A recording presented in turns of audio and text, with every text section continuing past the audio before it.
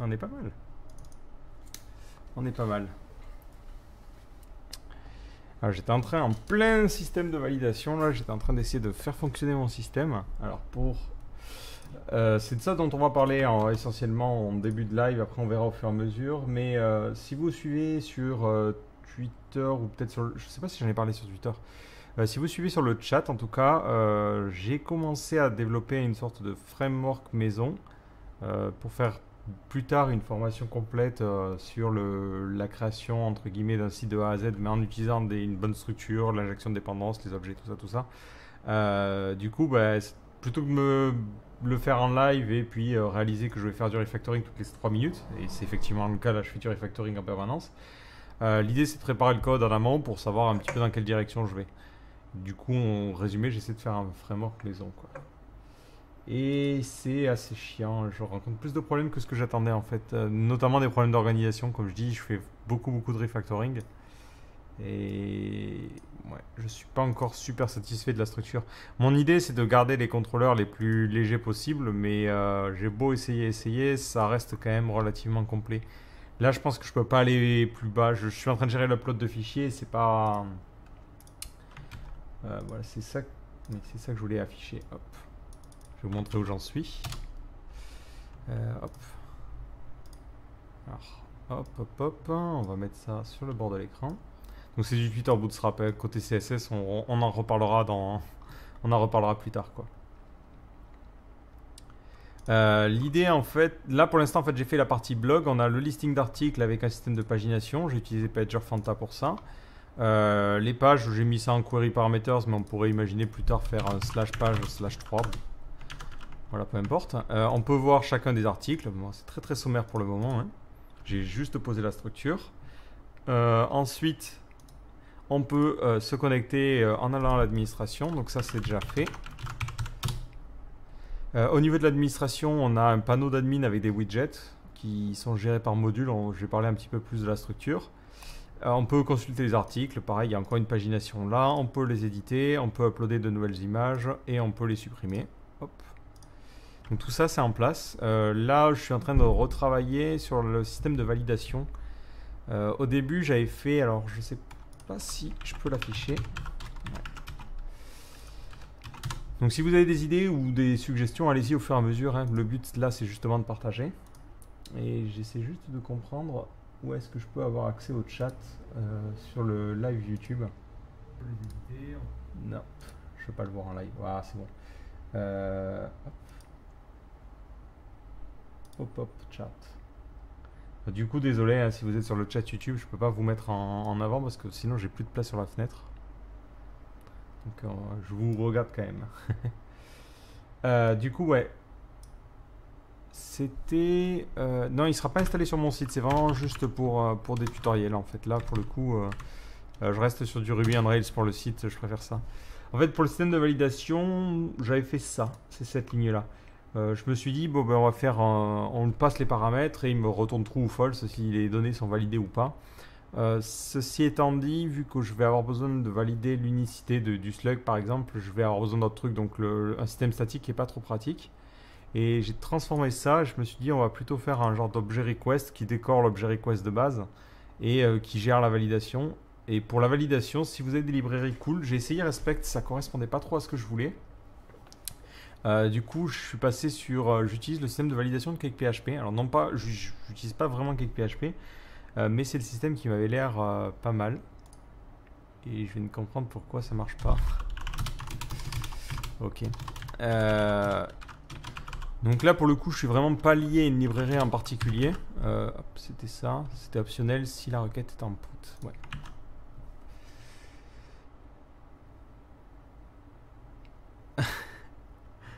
Oui, pour le nom du framework, c'est juste parce que c'est peu. Voilà, ça n'a aucun sens, mais j'exclus pas de changer de nom plus tard. Voilà, non, normalement ça devrait marcher. En fait, j'ai essayé d'uploader un JSON. Oh, ok, là ça me renvoie bien une erreur. Et si j'uploade rien et que je clique, il garde l'image d'avant. Impeccable. En fait, l'upload d'image est séparé du contrôleur. C'est-à-dire que j'ai un objet qui s'appelle... alors, si je montre au niveau du bloc contrôleur. J'ai un objet qui s'appelle post-upload qui a au niveau de son injection le chemin vers l'endroit où on va uploader. Et il y a une méthode upload. Je lui passe le uploaded file interface qui est donc le fichier à uploader. Et je lui passe le nom de l'ancien fichier si jamais il a une suppression à faire. Mais au niveau du contrôleur, je me retrouve quand même à faire pas mal de conditions. Ça rajoute 3 lignes, enfin 4 ici. J'ai une première qui me permet de récupérer le fichier, donc ça, de toute façon, j'ai pas le choix. Une seconde qui permet de vérifier si un fichier est uploadé. À la limite, je me dis cesse. Voilà. Alors, à la limite, ça on pourrait s'en passer, mais peu importe. Ouais, à la limite, on pourrait faire ça. Non. Ouais, non, mieux vaut garder cette logique-là. Mais en fait, je suis obligé de traiter ça parce que si jamais un fichier a été uploadé, je dois changer le champ image pour le sauvegarder au niveau de la base de données. Donc, pour l'uploader, on va rester sur un système de fichiers standard. Hein. Je ne vais pas y rajouter du JS avec du drag and drop. Ça suffit largement. Et là, ce qui me reste globalement à faire, c'est mettre en place l'administration du slug et mettre en place la gestion des catégories. Et j'aurais fini quasiment avec cette structure-là. Et je pourrais passer à la seconde étape. Alors, pour ceux qui se demandent quand est-ce que le tuto va arriver, en fait, j'ai des étapes à franchir avant de pouvoir enregistrer. Du coup, pour la partie blog, j'ai quasiment fini. Il me reste la page contact, l'ajout du système de catégorie et l'ajout du slug que j'ai pas mis. Je vais en profiter pour le mettre. Hop, hop, hop. Ça vient après. On va mettre gestion du slug, check de l'unicité. Et après, j'aurai fini cette partie-là et je continuerai à avancer sur le reste. Et je pense enregistrer dès que j'aurai le bloc e-commerce de fait. Avant, je pense que ça a peu d'intérêt parce que ça sera encore un énième blog et c'est une structure trop complexe pour juste un blog. Donc si je fais une vidéo en disant bon, on va faire un blog et au final on se retrouve avec 200 classes pour juste un blog, ça fait de l'overkill. L'idée c'est de montrer qu'on peut poser une structure qu'on peut ensuite réutiliser pour différentes morphologies de projets. Donc avec la même base, on pourra mettre en place le moteur du blog, un système d'inscription, un système de e-commerce, un système de e-commerce avec un système de monnaie virtuelle, les trucs qu'on achète, et puis après on a des crédits, avec ces crédits on peut faire des trucs quoi. Pour ceux qui demandent au niveau de la syntaxe, le point d'interrogation, c'est... Alors, je sais pas où tu as dû voir ça. En fait, c'est avec la PHP 7.1. Tu peux maintenant me dire qu'un argument ou un retour est nullable en mettant un point d'interrogation devant le type. Et pareil sur les fonctions qui renvoient rien, tu peux maintenant mettre un 2.void. C'est nouveau, mais c'est sur la 7.1, c'est plutôt pratique je trouve pour mieux s'y retrouver. Donc maintenant j'ai tendance à essayer de le faire au fur et à mesure. Bon, après au niveau du truc c'est pas super cohérent. Attends, je vais reformater un petit peu le code.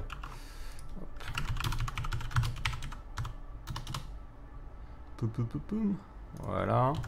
Après, au niveau des tests, ça ne doit pas du tout passer. Alors, ça se voit pas, mais... Parce que là, j'ai refactoré tout le système de validation, donc il faut que je refasse, faut que je réécrive ce code-là.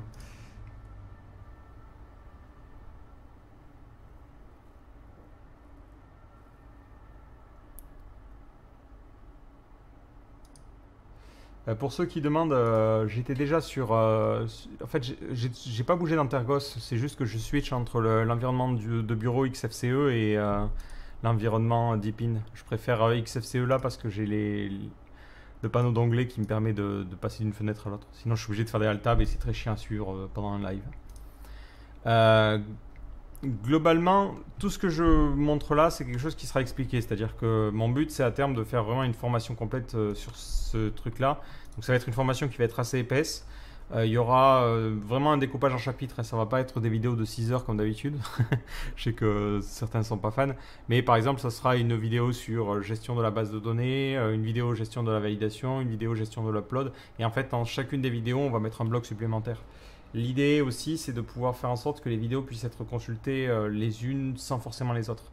Quand on mettra en place le système de validation, on utilisera des objets standards, des requests, des serveurs request interface, qui sont des objets du PSR.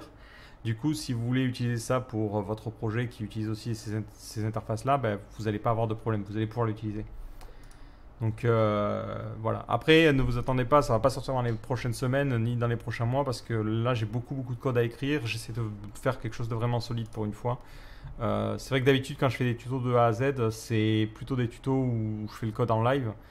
Et personnellement, je suis pas forcément satisfait, où il y a des problèmes, des choses comme ça, quoi. Là, j'essaie vraiment d'avoir une bonne base. Désolé, il fait super chaud. Après, le truc où je suis pas encore super sûr, c'est sur la mise en place des tests unitaires. Là, je les mets en place pour le développement parce que perso, j'arrive plus à m'en passer pour pouvoir vérifier que tout fonctionne. Par contre, si je les fais en live, ça peut être relativement chiant. Je me dis que écrire tous ces tests-là et expliquer à chaque fois ce qu'on fait, c'est un peu rébarbatif. Donc peut-être ils seront fournis avec le code source pour ceux qui seront intéressés, mais je suis pas sûr de le faire en même temps que l'enregistrement. Voilà, pour pas trop rallonger. Après, à vous de me dire si vous jugez que c'est très intéressant et que vous voulez en avoir partout, mais il y a des tests qui sont relativement longs à écrire et relativement chiants, quoi. Tout le système de login, ça c'était le middleware de système de rôle. Ouais, ça vaut ce que ça vaut, mais bon, ça peut être un petit peu chiant. Alors pour la structure justement,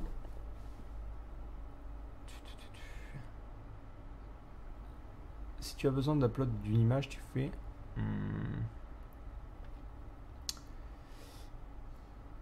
Alors, le problème pour l'upload d'image, c'est que j'ai besoin de lui injecter le chemin et j'ai besoin de lui injecter d'autres trucs plus tard, donc j'ai besoin d'avoir un objet et pas une classe statique.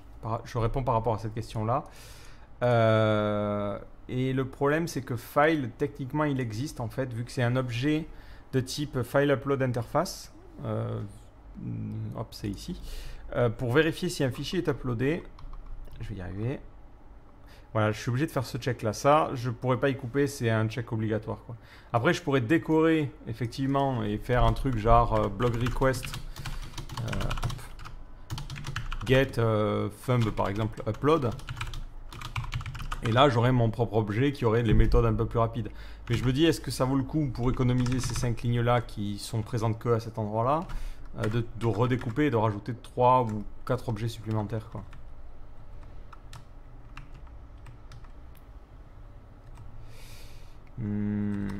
Ouais, donc je me tâte encore pour cette partie-là.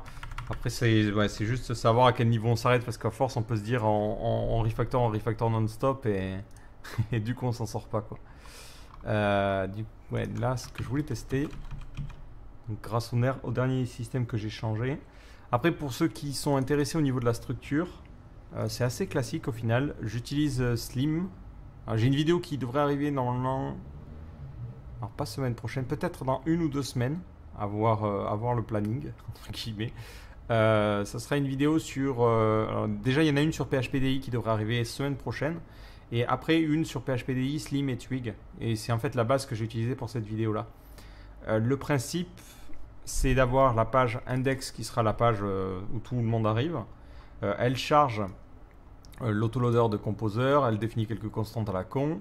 Et ensuite, elle instancie une nouvelle application qui est globalement un objet de Slim. Et après, je charge en fait dans cet objet des modules qui rajoutent des fonctionnalités, quoi.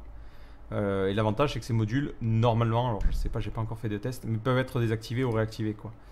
Si par exemple, hop là, je vais sur l'accueil, donc on va là, on va sur la partie blog.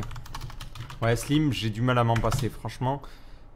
Mais je reviendrai dessus juste après, je veux juste montrer ça. Mais normalement, si on désactive le hot module, hop.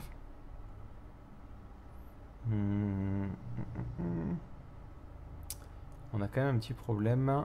Ouais, le hot module il est nécessaire parce qu'il est dans le layout. Plutôt le blog module peut-être. Ouais, on va en avoir besoin parce que c'est dans les routes. J'ai pas encore mis les conditions donc ça va foirer. Ouais, ça va forcément foirer. Quoique là je devrais avoir la page d'accueil ou je n'ai même pas. En fait l'idée c'est que des modules comme ça pourront être activés ou désactivés. Peut-être le module admin. Ouais, je crois que non. Le module admin il est nécessaire pour. Hop. Quoique. Ouais, il est nécessaire pour le admin.index. Mais j'avais fait une action, alors je vais vous montrer ça rapidement. Donc c'était dans le layout.twig. Et j'utilise Twig. Alors pareil, si vous n'êtes pas forcément fan, dites-moi le. Moi je trouve que ça simplifie beaucoup le code. Si on commence à foutre du PHP dans les vues, c'est un peu chiant, quoi.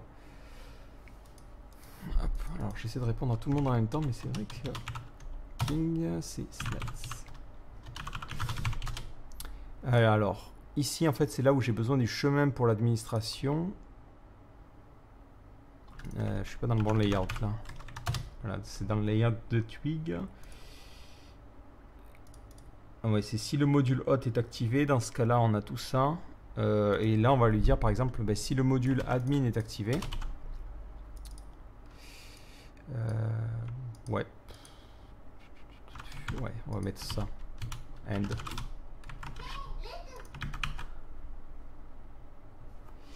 Et ça doit être bon. Donc si c'est les modules hot et si c'est ça. Nope. Name de route. Ouais, parce qu'il doit essayer de convertir ça. C'est chiant, c'est chiant. Mais globalement, ouais, l'idée c'est de pouvoir désactiver des modules. Mais le problème c'est que là, comme je l'ai dit, c'est des modules qui sont assez indispensables. Si on n'a pas le module admin, on a tout le truc qui va foirer. Mais ça m'étonne, normalement ça devrait fonctionner. S'il y a le module admin. Bon. Pas grave. Je vais quand même enlever ça juste. Ouais, voilà. Donc là, on a le module admin qui est désactivé, quoi. Mais voilà, ça pourra permettre plus tard de faire des choses. J'avais mis des conditions, mais c'est vrai que je les ai mises un peu à l'arrache pour l'instant. Je vais juste chercher mon téléphone vu qu'il a sonné. Hop là.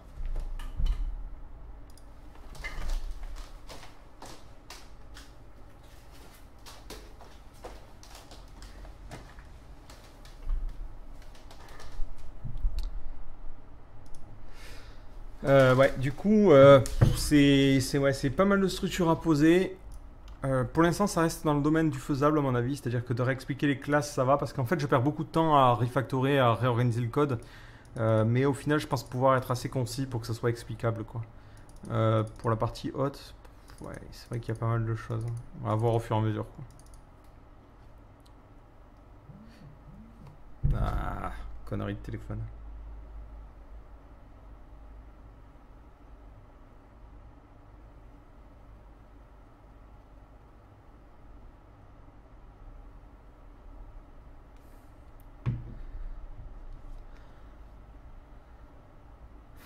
Non, non, je suis pas à poil, vous rassurez-vous. Hop. Entre Smarty et Twig, je crois que Twig c'est tout simplement parce que c'est plus supporté. Blade, je l'utilise. Le problème que j'ai avec Blade, c'est que ça reste du PHP derrière, quoi. C'est-à-dire qu'on fait ça, hop, on met nos variables et si jamais on met un point virgule ou une erreur de syntaxe, ça foire. Ou si on essaie d'appeler une variable qui n'existe pas, ça foire aussi.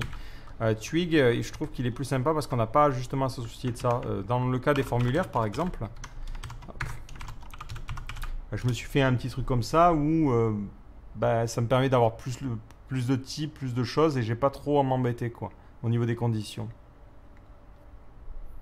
C'est utilisé ouais, sur Symfony, mais on peut complètement l'utiliser en dehors, ce qui est le cas ici. Après, effectivement, ça rajoute une couche de lourdeur, entre guillemets. Mais ce que j'avais fait pour la démonstration, je crois. Alors, et ça, je pense que ça doit marcher. Donc, c'était dans la partie config. Donc, c'était dans la config du corps.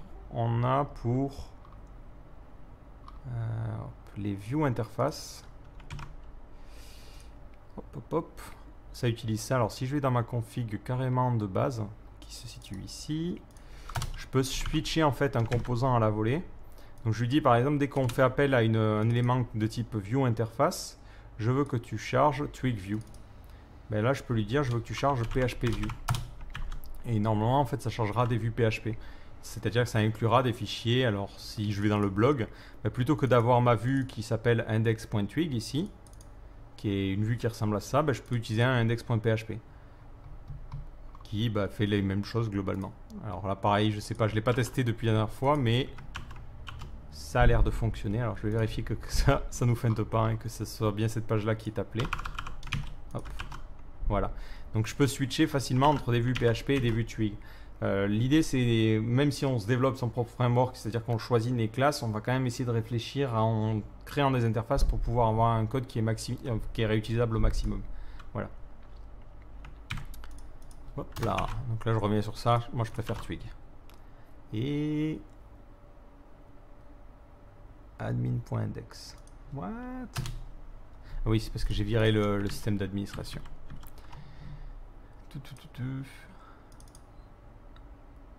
Pour l'interface de bureau Deepin, en fait, j'ai un peu de mal. En fait, j'ai toujours du mal quand j'ai pas cette barre là. En fait, c'est tout con, mais quand j'ai pas les barres de titre de fenêtre, alors j'essaie de m'y faire. Ça marche quand je travaille que sur IntelliJ. J'appuie, je fais F11, je suis en plein écran et ça me gêne pas. Mais quand je dois faire plein de choses en même temps, je préfère avoir une barre des tâches.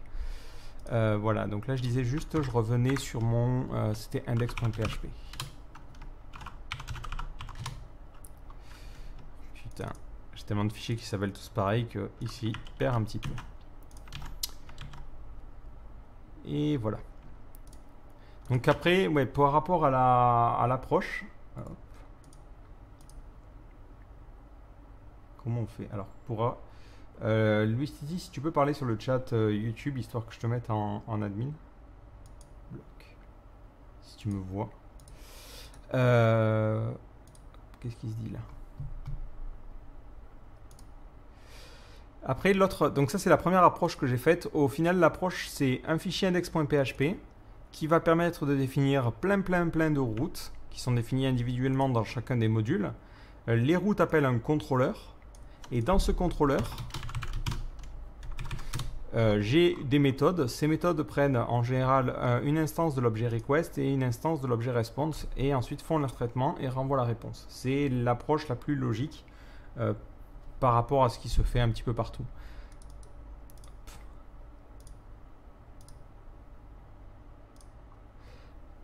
Le truc, c'est que je pensais avoir une approche un peu plus fonctionnelle, parce que quelqu'un m'a posé la question, je crois que c'était Ministing, où je me suis dit, peut-être ce qu'on peut faire, c'est garder la structure un peu plus classique, c'est-à-dire avoir une page PHP par script, et fonctionner avec des middleware qui vont être enchaînés.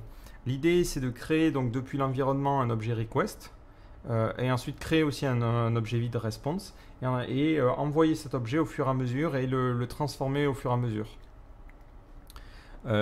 Pourquoi ça alors ça fonctionne dans certains cas, mais dans d'autres c'est un petit peu chiant, notamment parce que le PSR a décidé que l'objet request c'est un objet qui est immutable. C'est un truc étrange pour du PHP, mais basiquement quand on a un objet request, on va prendre un truc un peu plus sympa. Alors, comme le téléphone qui fait tout sonner. Mais si je prends l'objet de type server request interface, on a par exemple une méthode with cookie params et toutes les méthodes en fait s'appellent with et on peut rajouter des attributs, mais ça renvoie une nouvelle instance de request. Ce qui veut dire que à chaque fois, on ne peut pas avoir genre un objet. Mon idée c'était de me dire bon ben j'ai un objet request au début. Je l'instancie, je l'envoie dans le premier middleware ou dans le premier truc qui va faire la logique et il va modifier cet objet-là. Le souci, c'est que s'il le modifie, ça crée un nouvel objet, donc ça ne modifie pas l'objet original. Ce qui est techniquement logique parce qu'une requête n'est pas censée évoluer au fur et à mesure du temps. Mais ça veut dire que chaque fonction que j'appelle devrait renvoyer une nouvelle instance de request et de response que je dois renvoyer et réutiliser pour la chose suivante. L'autre truc, c'est que c'était pas très pratique en fait au final. Je vais faire des commentaires, mais globalement ça faisait un truc comme ça.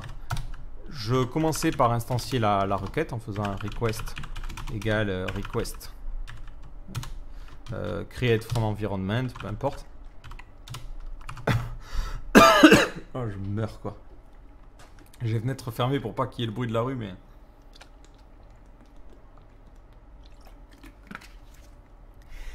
donc l'idée, ouais, c'était de faire ça. Ensuite, on crée en fait une réponse. Bon, peu importe comment on la crée, ouais, bon voilà. Et après, on enchaînait en fait les fonctions les unes par-dessus les autres. On disait pour le système d'authentification, ça faisait voilà, je récupérais une nouvelle requête et une nouvelle response, et j'utiliserai la méthode par exemple hot check roll admin et je t'envoie l'objet request et l'objet response. Après, je recontinue, c'est-à-dire que je vais avoir mon nouvel objet request et response et je peux le renvoyer dans un autre truc, par exemple request, response, et je l'envoie dans le post validator. hop, que je pourrais initialiser pour peu importe, hein, c'est juste pour l'exemple, validator, et je valide la requête, et je récupérerai la réponse. Et ainsi de suite, ainsi de suite. Et je fais ça à chaque fois en fait. J'enchaîne des sortes de middleware qui prennent à chaque fois en paramètre la requête et la réponse. Et à la fin, j'aurai par exemple les attributs à utiliser dans la vue grâce à request get attributes. J'aurai la réponse, le statut et les choses à renvoyer directement au niveau de l'objet response. Je me suis dit que ça aurait été une logique un peu sympa à appliquer, mais je sais pas si ça peut fonctionner en fait. Ouais, je me tâte vraiment parce que vu qu'on se dit bon ben là on n'utilise pas un framework entre guillemets particulier, on choisit de créer son propre framework et sa propre logique, est-ce qu'on peut pas imaginer une manière différente de travailler par rapport au système habituel que l'on retrouve sur les frameworks classiques avec la logique MVC et tout ça? Est-ce que c'est pas l'occasion de casser un petit peu cette structure là?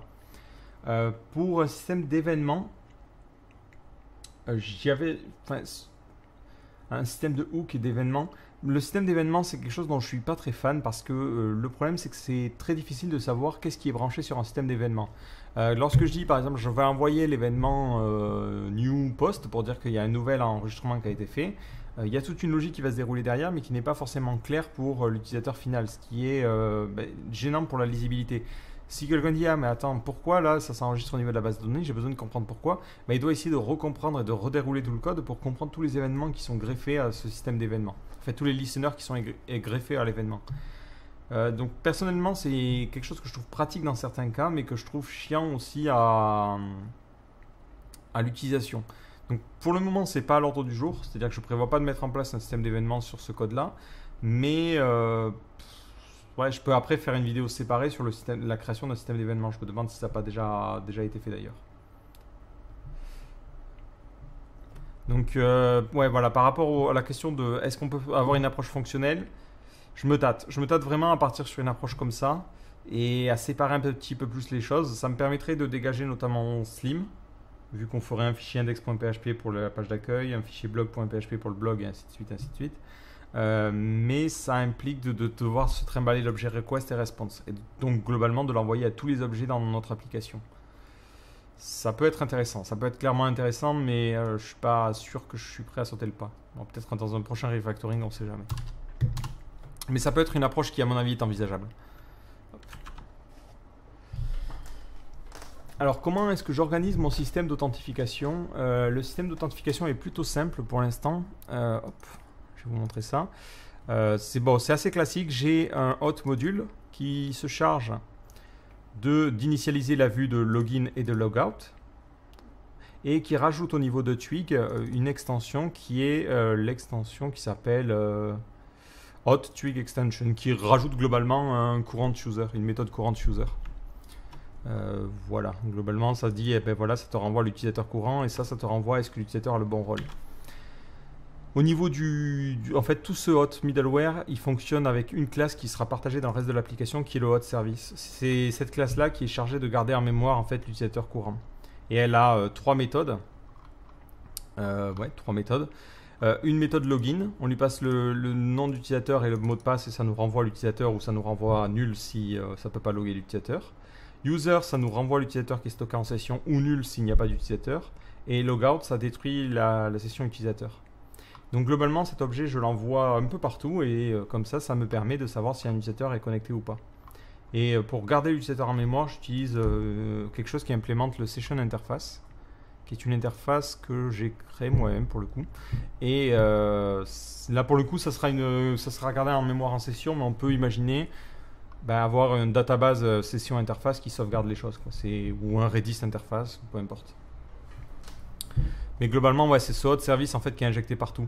Alors je sais pas si je l'ai fait, mais après, ouais, je me suis par exemple créé un middleware, enfin un factory qui permet de générer un middleware. Et dans ce middleware là, c'est là où je récupère en fait le service et je vérifie est-ce que l'utilisateur existe. Donc c'est là où j'utilise ma méthode user et est-ce qu'il a le bon rôle. Et après ce middleware, je peux l'utiliser. Par exemple dans le blog module, je lui dis utilise le admin middleware. Hop. Qui se situe et qui est défini ici. Donc c'est un middleware où je lui demande vérifie qu'il a bien le rôle admin et je t'injecte le service hôte. C'est un peu bordélique, mais enfin c'est bordélique. Non, pense qu'on peut pas faire plus propre que ça, mais l'injection de dépendance, je trouve qu'elle rajoute quand même une bonne grosse couche de complexité. C'est pour ça qu'une approche plus fonctionnelle me semblerait un petit peu plus sympa. Mais ça correspond vraiment à la logique objet de PHP. En fait, le principal problème qu'on rencontre et que tu rencontres en général, c'est que tu te retrouves à avoir tes classes et tu as un objet que tu as besoin d'instancier quelque part à un endroit AA et que tu te retrouves à devoir... Enfin, tu as besoin d'avoir accès à cet objet très très profondément dans l'application. Et malheureusement, mis à part de faire de l'injection de dépendance à tout bout de champ, j'ai pas trouvé de solution pour remédier au problème. Et c'est un problème vraiment de... C'est vraiment un problème d'architecture, quoi. C'est pour ça que je pense que ça peut être intéressant d'avoir une formation dessus, parce que soit on a des formations qui expliquent comment faire un site de A à Z avec du procédural, où c'est toujours la même chose, hein, c'est-à-dire on inclut un fichier PHP, on inclut un gros fichier qui contient PDO et compagnie, on fait notre requête et on affiche les éléments. Ça marche dans des cas où on a un site de petite à moyenne taille, mais quand on commence à avoir un gros site, c'est un petit peu le bordel. On peut plus s'organiser comme ça, tout fout le camp et tout est bordélique. Donc on commence à expliquer, il faudrait utiliser des objets. On commence à utiliser des objets et on se retrouve un petit peu perdu parce qu'on ne sait pas comment architecturer tout ça. Donc c'est pour ça que cette vidéo-là est intéressante. L'idée, c'est pour quelqu'un qui ne voudrait pas forcément utiliser un framework où toute la structure est posée et on vous dit voilà, vous avez les contrôleurs, la base de données, il faut utiliser tel ORM, vous avez le choix sur absolument rien. Si vous êtes un peu entre les deux, c'est-à-dire que vous ne voulez pas faire du procédural mais vous voulez faire un bon code bien organisé, ça peut être un peu compliqué. Donc l'idée, c'est de voir ensemble comment on peut poser la structure. Le truc, c'est que en termes de dépendance, le seul truc qui me gêne un peu, c'est vraiment, comme je crois que quelqu'un l'a dit plus haut, c'est Slim. Je vois pas comment on peut s'en passer en fait. Je pourrais créer le routeur entre guillemets manuellement, mais sinon je vois pas trop quoi. Pour le lien du Discord, je vais l'envoyer.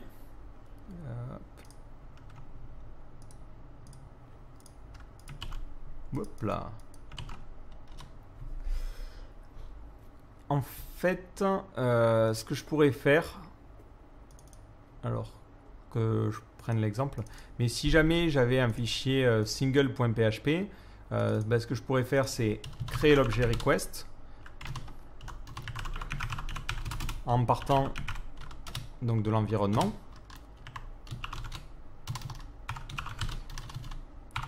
Hop là. Je pourrais créer l'objet response et ensuite envoyer tout ça directement à mon contrôleur. Ça reviendrait au même. Je shunterai en fait toute la partie Slim. La partie Slim, je la trouve intéressante parce qu'elle me permet au niveau de chaque module de pouvoir créer de nouvelles routes. Chaque module va être responsable de ses propres routes, ce que je trouve très intéressant en termes de séparation, quoi. Donc pour le coup, après si jamais quelqu'un veut s'en débarrasser et me dit moi j'aime pas, dans tous les cas on va vraiment pas dépendre de lui, c'est à dire qu'au niveau des contrôleurs et de tous les objets, on n'utilisera jamais un objet de type Slim Request, on utilisera toujours un objet qui implémente l'interface du PSR7, ce qui fait que si demain vous avez envie de prendre ce contrôleur et le mettre dans du Symfony par exemple, c'est tout à fait envisageable, il suffit juste de prendre votre objet request de Symfony, de le transformer il y a une méthode pour le faire qui est automatique, en système qui implémente l'interface du PSR7, et hop, vous pourriez utiliser votre même logique. Tous les objets que l'on va créer pourraient être réutilisés dans n'importe quel framework, parce qu'ils dépendent vraiment de rien, quoi. On a juste besoin d'une instance de PDO pour la partie base de données, et pour tout ce qui est contrôleur et validation de données, on a besoin de request et de response.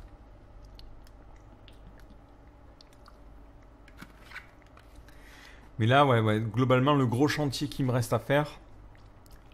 Après, là, là, la base est pas mal posée. Donc, le truc qui me faisait galérer, c'est l'upload de fichiers, mais je pense que j'en suis venu à bout. Là, tout le reste, ça devrait aller assez rapidement. Toute la partie inscription, ça devrait aller assez rapidement. Il faut juste que je rajoute la couche mailer par-dessus. Hop là, qu'est-ce qu'il a fait? Mais en dehors de ça, ça devrait aller vite.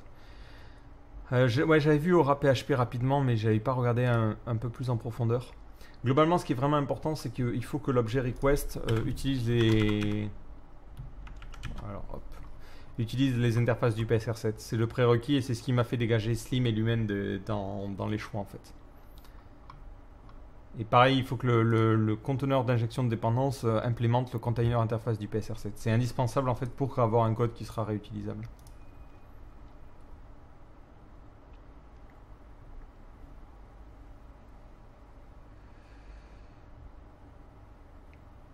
Alors je réagis juste par rapport à un commentaire YouTube qui réagit par rapport à ma phrase. Alors je te cite, je suis désolé, donc c'est entre quotes, quelqu'un qui ne voudrait pas utiliser un framework, bah, il a rien à foutre dans le web. Alors pas forcément, justement, ne pas utiliser de framework, alors au-delà du simple fait de, si vous n'êtes pas capable de le justifier, c'est vrai que c'est débile.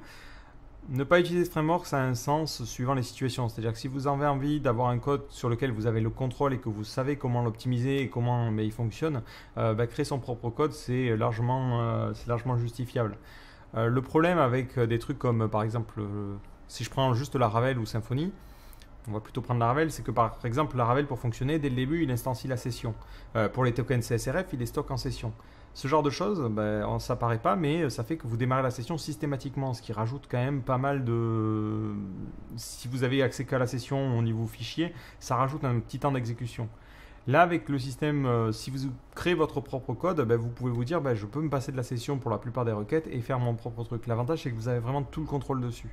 Donc c'est une question de choix, plus que d'une question de, si tu n'utilises pas un framework, c'était pas compétent.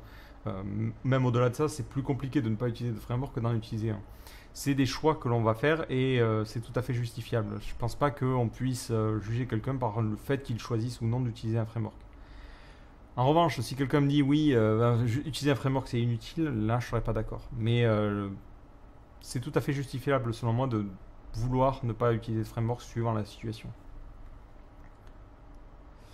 Alors, ma partie base de données, je ne la gère pas via un ORM. Je me suis tâté, mais finalement, je me dis qu'un ORM, ça va rajouter une couche de complexité et ensuite, ça va nous rendre dépendants de cet ORM. C'est-à-dire que partout dans l'application, on aura besoin de cet ORM. Donc, si demain, je choisis d'utiliser mon code sur du Laravel ou sur du Symfony, je suis embêté parce que je vais avoir l'ORM à importer avec.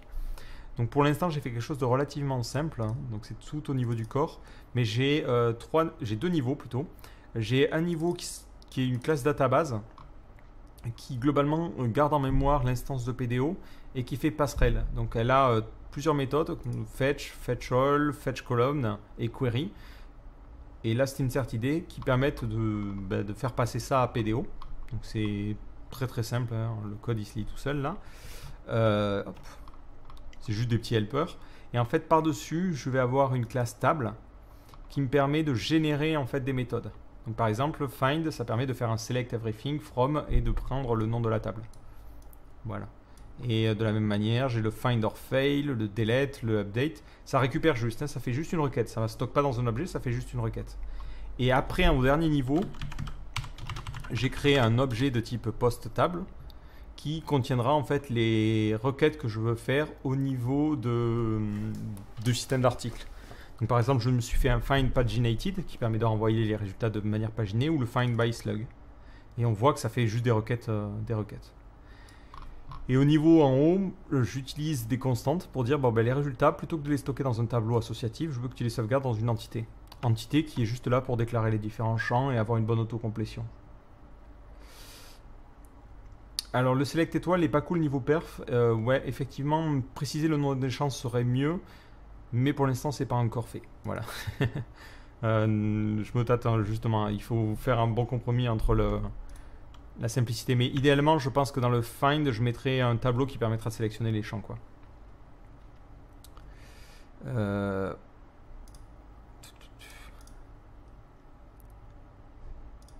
Qu'est-ce que j'ai fait?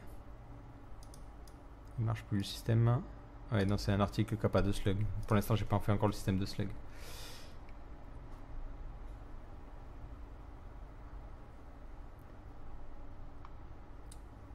Alors. Et après, qu'est-ce que je disais? Oui, après, le dernier truc qui est mis en place, c'est que j'ai mis en place un système de migration. J'ai utilisé Thanks pour cela. Pareil, je me dis, je n'ai pas fait de vidéo sur Thanks, j'en ferai une. Et après, alors hop, que je trouve mon terminal. Donc on peut migrer la base de données avec un make migrate.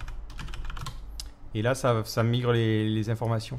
Et ce qui est pas mal aussi, c'est que ça peut... Alors je ne l'ai pas revérifié, donc je n'ai pas tenté de le faire en live. Mais globalement, on peut seeder aussi les choses. Je crois que je l'ai fait dans mon makefile. Ouais, voilà. On peut faire un seed. Donc ça peut automatiquement rentrer des informations au niveau de la base de données. Par exemple, dans le module blog, qui est le module qui est chargé de tout le système de blog. Hop. Donc on a les migrations qui permettent de rajouter la table. Et ensuite, là, j'en ai créé une nouvelle pour rajouter l'image. Et on a le seeding qui permet de créer des... Là, ça crée 100 articles à la volée en mettant un slug bidon, un contenu bidon et tout ça. Voilà, donc ça peut être pratique aussi pour pouvoir faire des tests. Donc voilà, tout ça pour dire que globalement au niveau de l'ORM, il n'y a pas d'ORM pour le moment et je pense pas en utiliser un parce que ça rajoute trop de complexité par rapport à ce qu'on a besoin de faire. Ceci étant dit, vu qu'on a l'objet PDO et qu'on peut l'injecter, on peut tout à fait après choisir de mettre un ORM par-dessus. Mais je pense que si on commence à développer un ORM pendant cette formation, on va s'y perdre complètement, ça va être beaucoup trop compliqué. Après à vous de me dire hein, si vous pensez que c'est chiant et que bon, un ORM permettrait de simplifier les choses, pourquoi pas, mais bon.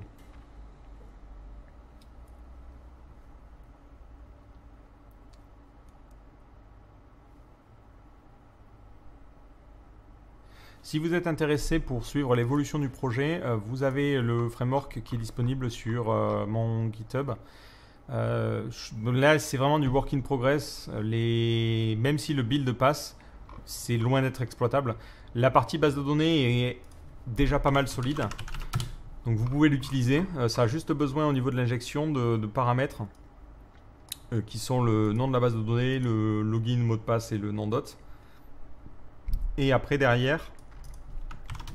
Tout ça, c'est testé. C'était censé être testé. Non, c'est pas testé. Non, c'est table qui est testé. Ouais, j'ai pas testé encore ça. Dans tout le cas, c'est juste un bridge vers PDO. Donc, c'est vrai que je me suis dit, je vais pas écrire les tests pour ça. Donc, ouais, non, cette classe n'est pas testée. Mais globalement, elle fait des choses relativement simples. Après, si vous voulez utiliser le système de classe, vu que c'est pas trop documenté et l'idée, c'est de le documenter en l'expliquant en vidéo, c'est vrai que ça peut être un peu compliqué. Mais moi, en lisant le code, c'est assez compréhensible.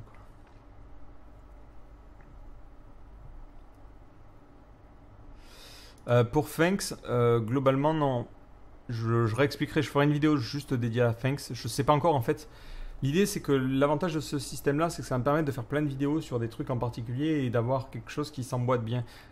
Si je fais une vidéo juste sur Thanks toute seule, je suis pas sûr que ça soit très intéressant. Mais globalement... j'utilise un makefile pour créer et gérer les commandes. C'est quelque chose que j'ai vu faire récemment. Alors déjà, j'en ai entendu parler parce que j'ai vu que Symfony droppait la console Symfony pour Make dans la prochaine version. Et après, j'ai eu derrière une conférence sur Make, donc ça m'a conforté dans l'idée de l'utiliser.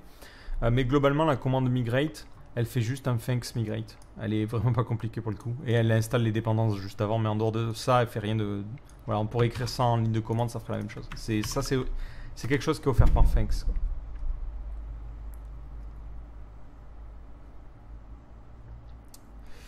Pour les tests unitaires sur Symfony 3, les 2 vidéos ou 3 vidéos qui concernent Symfony 3 intègrent déjà les tests unitaires, donc tu peux les regarder, ça explique comment on les met en place, quoi.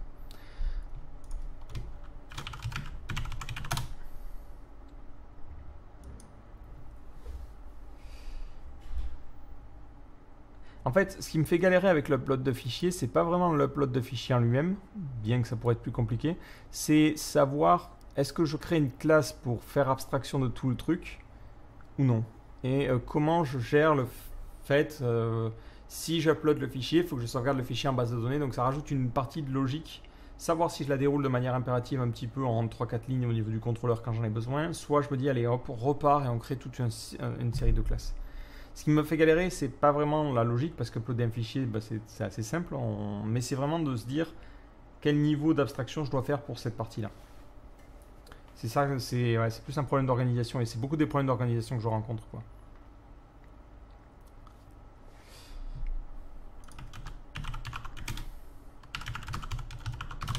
quoi. Pour ceux qui demandent, je crois que Silex devrait être abandonné, à vérifier, mais... Je pense pas faire de vidéo sur Silex, c'est pas un framework que j'aurais tendance à utiliser de manière générale. Je préfère utiliser Slim qui fait globalement la même chose, quoi. Et qui le fait mieux vu que ça implémente les interfaces du PSR7. Donc je suis pas forcément fan de Silex qui inclut en plus 3 tonnes de librairies supplémentaires venant de Symfony. Slim, c'est assez simple et ça me suffit amplement. Et puis quand je lis le code, je le comprends. C'est déjà pas mal.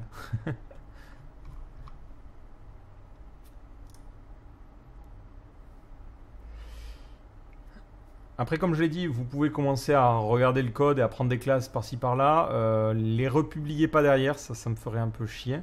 C'est-à-dire ne créez pas entre guillemets un fork qui serait exactement la même chose avec un nom différent, ça servira à rien. Si vous voulez utiliser une ou deux classes, il n'y a pas de souci. Hein, la classe de ta base et tout, je n'ai pas le. De toute façon, n'importe qui pourra la créer, mais même de manière générale, ne le prenez pas tel quel parce que là, pour l'instant, il est loin d'être organisé et je suis pas sûr de la moitié des classes et des méthodes que j'ai utilisées, quoi. Mais tout est sur mon GitHub, donc il n'y a pas de souci. Ouais, après, je pense avoir fait le tour, hein.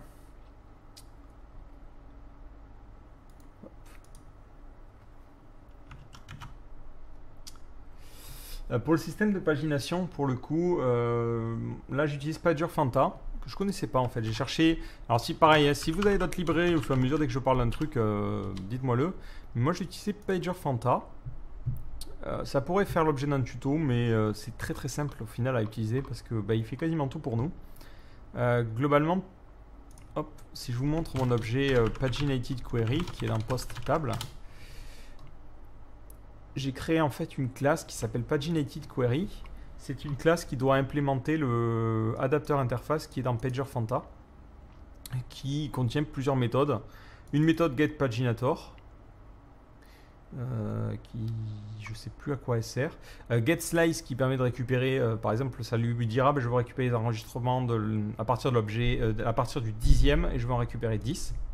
Donc cette méthode elle doit juste retourner un tableau contenant les enregistrements. Donc là pour le coup ça fait juste la requête. Et getNumberResults, ça doit simplement renvoyer le nombre de résultats. Une fois qu'on a implémenté ce PagerFanta et qu'on a ces deux méthodes là, il fonctionne tout seul. On peut ensuite l'injecter n'importe où. Donc au niveau de ma vue, j'ai juste à lui dire je veux créer un nouveau Twitter Bootstrap 4 View. Et je t'envoie au niveau de cette vue. Hop. C'est où je l'ai foutu. Voilà, les résultats paginés, qui sont en fait une instance de ce truc-là. Et après, lui, il fait son taf. C'est très très simple. Et on peut même lui dire que, voilà comment tu dois générer la route au niveau des URL. Et ça vous génère. Alors, si vous respectez Twitter Bootstrap, c'est génial parce que vous avez vraiment rien à faire. Et ça vous génère la pagination comme ça. Et après, vous avez des tonnes et tonnes de paramètres pour mettre des modulos s'il y a trop de pages. Vous pouvez vraiment tout changer très très simplement. Donc, c'est vraiment vraiment super à utiliser. Spam. Pourquoi pas un tuto sur PagerFanta, mais ça serait un tuto qui durerait pas plus de 10 minutes. Hein, franchement, on a juste à implémenter cette interface, juste à se créer un objet pour faire les requêtes à la base de données tout seul. Donc au final, après, quand je l'utilise, je dois lui envoyer le nombre de résultats. Donc je suis obligé de faire une requête à la base de données. Ça, c'est nécessaire. Et après, je lui envoie la requête à effectuer avec les paramètres. Non, même sans les paramètres, c'est lui qui rajoute le limite derrière. Voilà. Donc je lui dis, je veux que tu fasses une requête paginée. Voilà la base de données. Voilà la requête pour récupérer des résultats. Et voilà le nombre de résultats total. Démerde-toi avec ça. Si j'avais à créer ça moi-même, pareil, c'est un truc qui n'est pas vraiment très intéressant. On ferait juste des mathématiques, on diviserait partout et on générerait du... Pour le coup, autant utiliser ce qui existe déjà, ça nous fait dépendre de quasiment rien. On voit qu'on peut l'utiliser avec nos propres systèmes, donc autant l'utiliser. C'est toujours le même problème. En général, je ne me passe pas de librairie. J'aime bien utiliser, si je pars sur du framework maison, j'aime bien utiliser une librairie qui fait qu'une seule chose. Pas une librairie qui va implémenter la moitié de l'univers. Là, PagerFanta, c'est chargé de faire une pagination, ça le fait très bien, donc c'est parti. Hein. Pourquoi s'embêter? Pareil pour la validation, j'ai besoin juste d'un truc qui valide simplement. J'ai trouvé Cake Validation. Ça fait le taf, je le décore avec mes propres classes et basta quoi.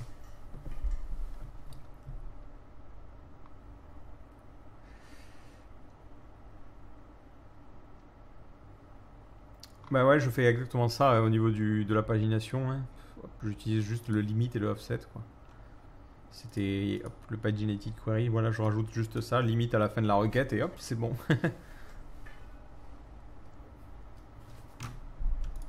Alors pour le thème que j'utilise sur IntelliJ, vous cherchez Tenacious IntelliJ IDE.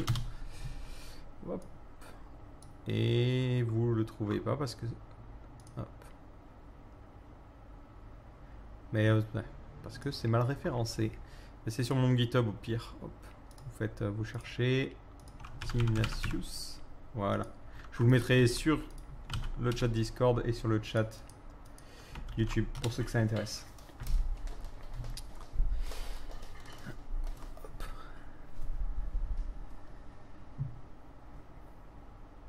Ouais, pour le coup, pour la licence du framework, ça sera du... faites ce que vous voulez avec, quoi. Tant que le code n'est pas revendu, ça me gêne pas. Mon but, c'est vraiment de l'utiliser pour les vidéos. Donc, le code source en lui-même n'a pas forcément un grand intérêt. Ça a un intérêt avec une vidéo derrière, quoi. C'est la vidéo qui sera intéressante.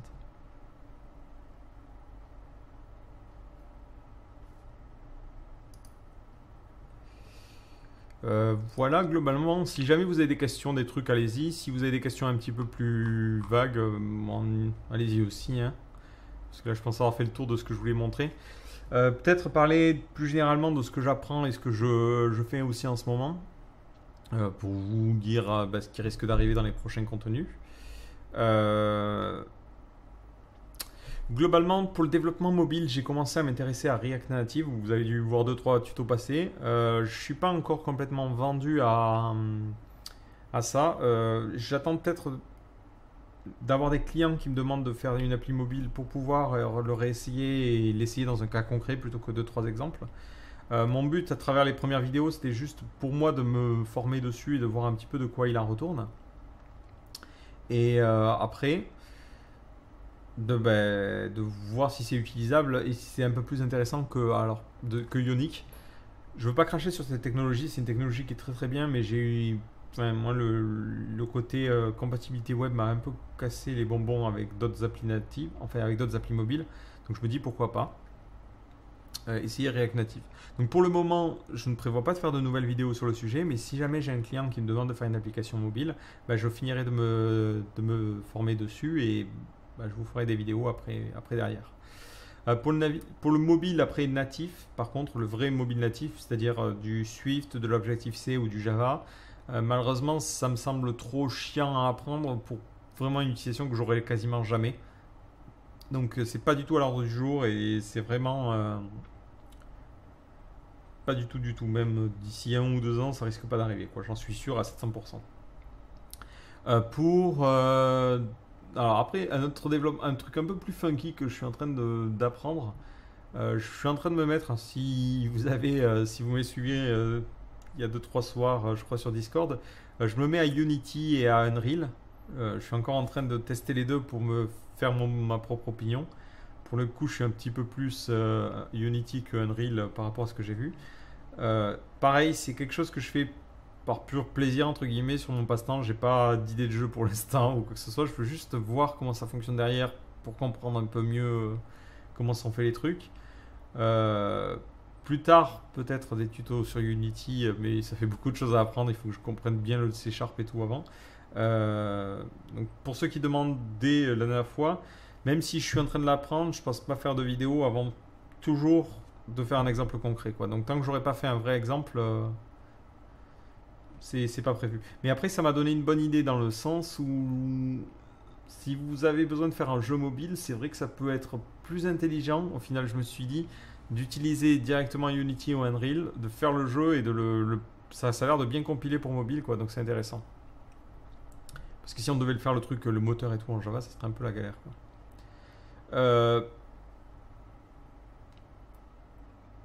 Par rapport à mon choix, en fait, Unreal, alors j'ai juste fait les tutos. En fait, je me suis juste inscrit sur les 2 sites. J'ai commencé à apprendre un peu. Unity, ils sont super bons au niveau des premiers tutos. En fait, ils t'expliquent bien les choses en débutant et tu commences à avoir ton premier jeu. Alors, tu fais une boule à la con qui glisse et après, tu fais un genre de shooter en vue du dessus. Et c'est très sympa parce qu'en 3-4 heures, tu commences déjà à avoir tes premiers jeux. J'ai essayé après avec Unreal, j'ai fait les premiers tutos. J'ai cherché tutos débutants Unreal. Et le premier truc, c'est... alors peut-être si tu connais Unreal, tu as dû le voir, mais tu as un personnage en 3D qui se déplace, tu le fais sauter et tout. Tu fais des graphes dans tous les sens. Alors, peut-être après, à la fin, c'est plus simple, mais ça m'a semblé hyper compliqué. En fait, le tuto de débutant est très très chiant parce que j'ai dû passer 4 heures, avec 4 heures et j'avais rien de. J'avais vu tous les panneaux, j'avais vu tous les graphes et tout, mais j'avais rien codé et c'est très très frustrant. Moi, je suis quelqu'un qui aime bien pratiquer et c'est vrai que pour le coup, les vidéos Unity sont mieux pensées au-delà de tout le reste. Euh, Unity, j'avais déjà mes premiers trucs avec. Je pense qu'Unreal, peut-être on peut faire la même chose, mais les tutos sont mal branlés, quoi. Ils auraient dû faire des trucs un peu plus simples, pas direct tout un perso 3D avec le système de blueprint, avec les animations, quand tu cours, tu tombes et tout. J'ai- J'étais lessivé avant même d'avoir fait bouger mon personnage, quoi. Voilà.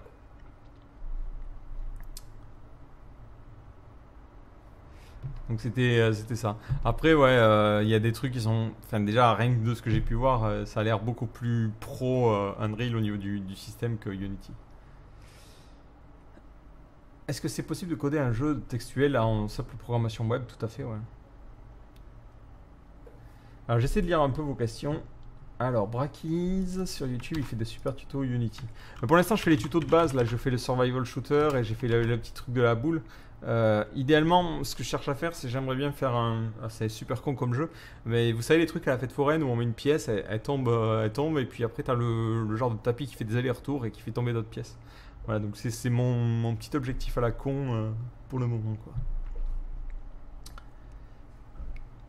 Hum, hum, hum.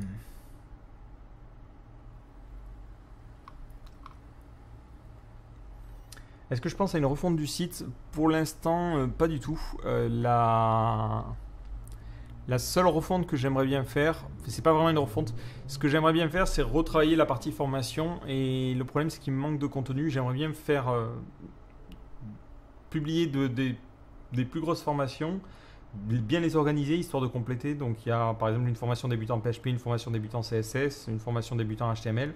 Et comme ça, en fait, changer un peu l'accueil du site et dire bah, qu'est-ce que vous voulez apprendre. Bah, tiens, je veux apprendre le PHP, quel est votre niveau? Bah, je gère ou je débute. Et conseiller en fonction. Merci à la personne qui a fait ça. Et qui vient de se prendre un joli ban. Quelqu'un qui est admin peut le verrouiller direct. Ok, merci. Hop. Pour ce qui est du forum, qu'est-ce qu'il y a qui te gêne en fait? De toute façon, je m'en fous, je retravaillerai au montage, c'est pas très grave. Au niveau du forum, le problème c'est que moi j'ai pas le temps de le gérer, il y a beaucoup de contenu qui passe, c'est un peu compliqué quoi. Donc je sais pas comment le rendre intéressant sans que ça arrive sur un truc où les gens arrivent, ils posent leurs questions, ils attendent une réponse et il n'y a pas vraiment d'échange derrière quoi. Un avis sur Spring. Après, pour tout ce qui est Java, je connais pas du tout.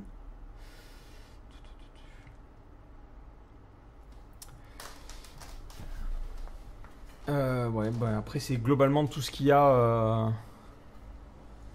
Tout ce que j'ai en tête, entre guillemets, quoi. Et mon site est toujours en Ruby on Rails, ouais.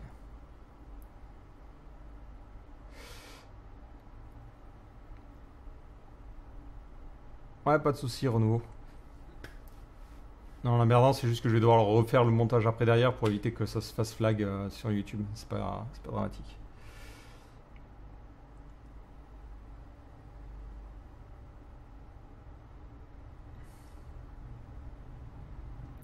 En fait, c'est toujours le même problème, c'est que j'ai quand même un temps qui est relativement limité. J'ai peut-être quelques petites idées pour améliorer le site et tout ça.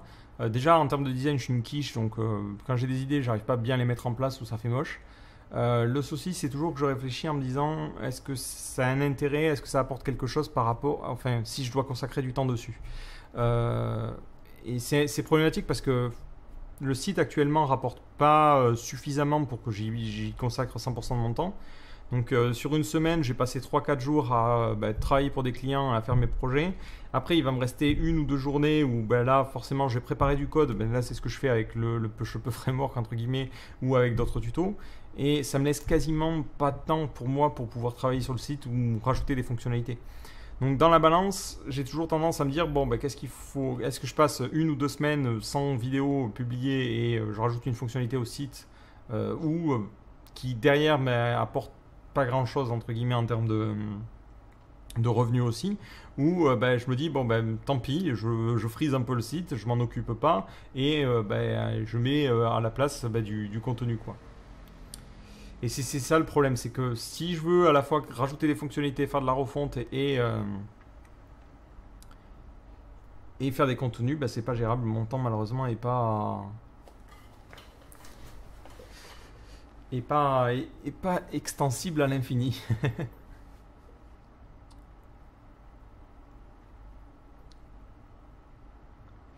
En fait, et après, il y a d'autres trucs aussi qui sortent de mon domaine de compétences. Le truc que j'aimerais bien faire, c'est avoir un vrai système de suggestion de tutos. Et là, pareil, de ce que j'ai regardé, c'est du GraphQL et tout, ça a l'air compliqué, quoi. Ouais, pourquoi pas du financement participatif, mais après, comment le... En fait, j'y ai pensé, mais du coup, comment tu fais En fait, le problème, c'est qu'il n'y aurait pas de rétribution, quoi. C'est globalement, on finance et en échange, je promets, entre guillemets, de passer tant de temps pour implémenter telle ou telle fonctionnalité, quoi. Ouais, c'est pas... Enfin, on va voir.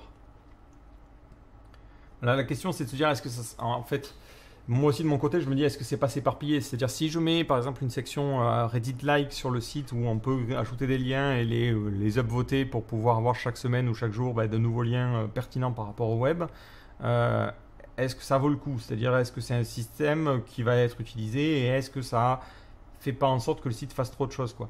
Euh, le site fait des tutos, je fais des tutos, c'est cool. Mais si je commence à rajouter ça, demain on rajoute un système de formation un petit peu plus complexe, un système de forum, un système de cours en live, je sais pas quoi. Et au fur et à mesure, ben, le site est hyper compliqué, il y a plein de choses et on s'y retrouve pas, quoi.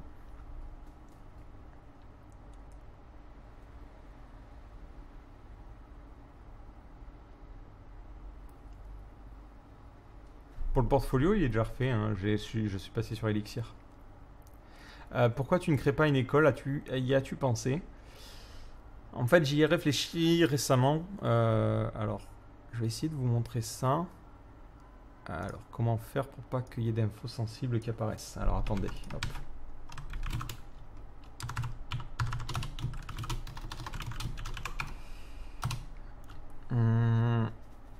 Alors, je sais pas où j'en étais et je sais pas si c'est... comment on liste les branches? Les branches.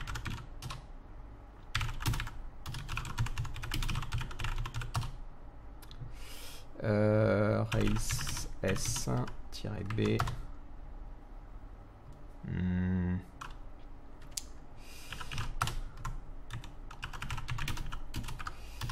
Juste pour te montrer, enfin je m'éparpille, hein, mais c'était juste pour te montrer que j'avais pensé.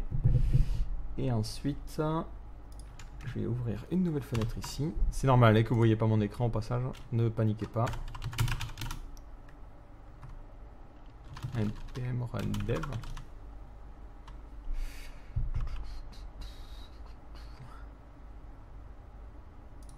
On va voir ce que ça donne.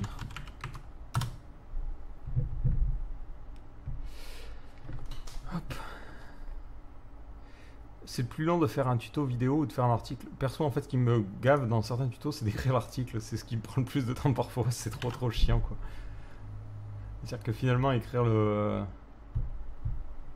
Enfin, faire la vidéo, ça me prend des fois moins de temps qu'écrire l'article. Mais bon, faut le faire pour Google, sinon il est pas content. Mon bot est hébergé sur mon site parce qu'il a besoin de se connecter à... Non, d'ailleurs, pourquoi... Oui, il a besoin de se connecter à la base de données pour connaître les nouveaux premiums et les colorer en bleu.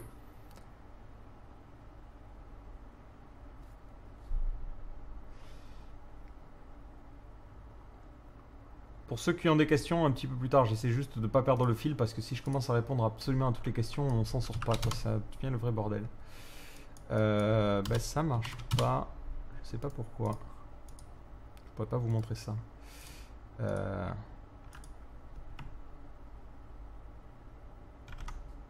Hop. Je dois réinstaller apparemment les modules npm. Donc je vais faire ça. Et si vous avez d'autres questions en attendant. Hop. Et j'aurais pas dû faire un rf. Ah, ça fait des heures. Ce dossier de module me rend dingue.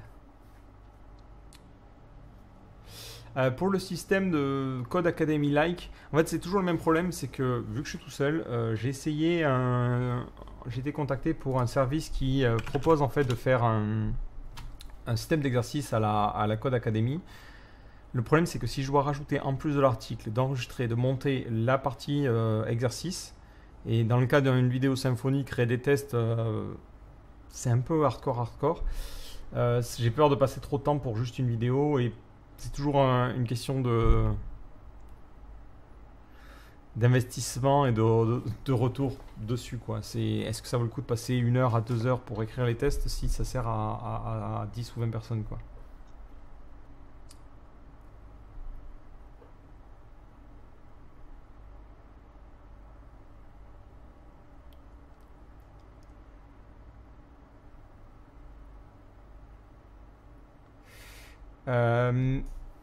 Mehdi Kassim, si tu as des idées concernant le forum, je crois que l'idée de Modo de toute façon elle est déjà passée. En fait, le problème de Modo, c'est que systématiquement, quand j'avais essayé, ça crée des tensions. C'est-à-dire que des gens se font supprimer leur message et disent hey, je suis pas d'accord, gna gna gna gna.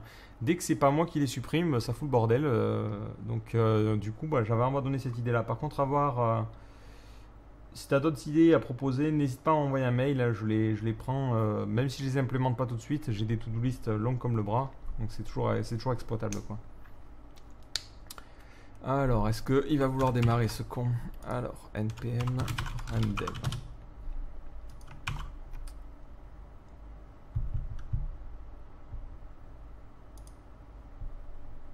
Ouais. Alors, c'était ici, on va le mettre.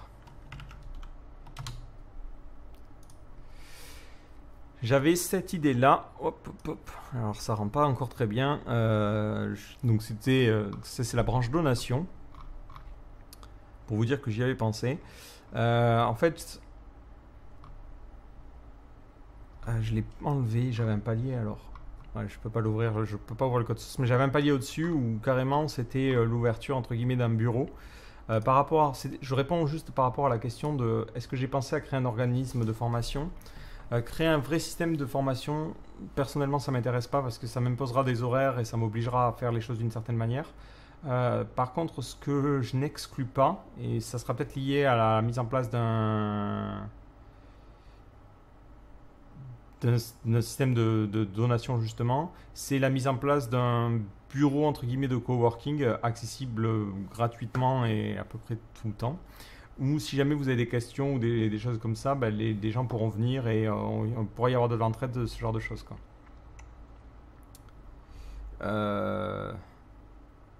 Le souci, c'est comment mettre ça en place, quelle structure il faut derrière, comment gérer s'il y a trop de monde ou s'il n'y en a pas assez justement. Donc ça peut poser pas mal de problèmes et c'est toujours le même souci, c'est que ça va empiéter entre guillemets sur mon temps. Donc ça, personnellement, c'est une idée qui m'intéresse. Je suis encore en train de budgétiser par rapport à ça pour savoir combien ça devrait rajouter par rapport à ma société pour que ça fonctionne, parce que du coup ça veut dire que je dois louer un... Ah putain, il va faire chier longtemps lui. Alors je suis désolé les gens, mais je vais bloquer les gens qui n'ont pas de compte. Au pire. Ça me fait chier, ça me fait un peu chier, mais bon. Est-ce que j'ai pensé à donner des cours IRL? Du coup, ça correspond à ça. Donner de vrais cours, ça serait un peu compliqué parce que la facture serait un peu trop... Ouais, je vais enlever le chat. Ça serait un peu trop long. Et ça serait un peu trop cher, je pense aussi. Donc à voir si on peut le faire ou pas. Est-ce que je peux pas... Non, mais je suis con en fait. C'est bon, j'ai trouvé une solution. Je vais enlever le server settings. Hop, je vais enlever le système qui me fait que ça affiche les images. Si je retrouve comment on le fait.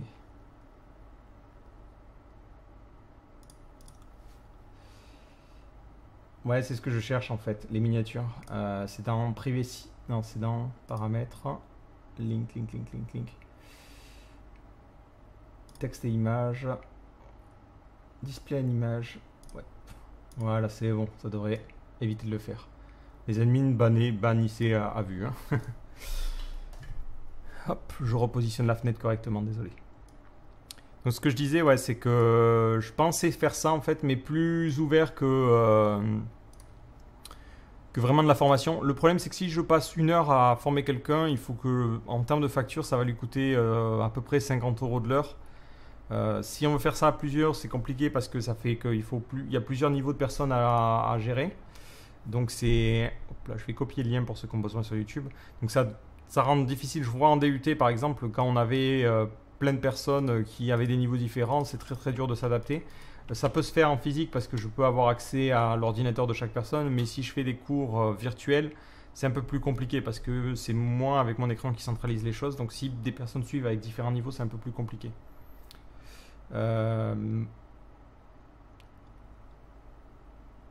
Après, ouais, pour l'instant, le seul truc que j'envisage pour du physique, enfin des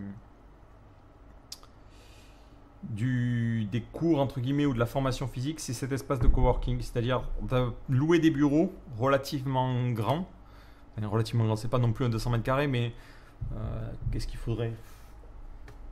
Le truc, c'est que pour 10 personnes, ouais, il faudrait un 60-70 mètres carrés.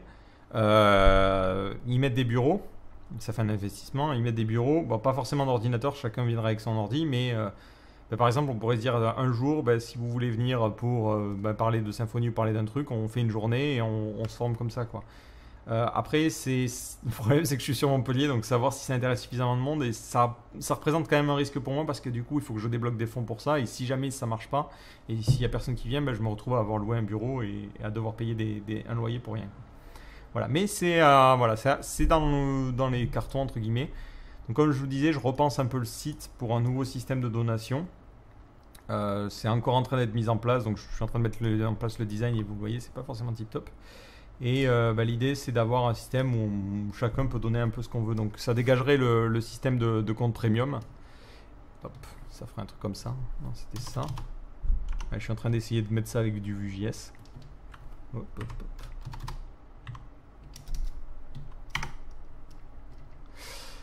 Ouais, donc c'est sympa.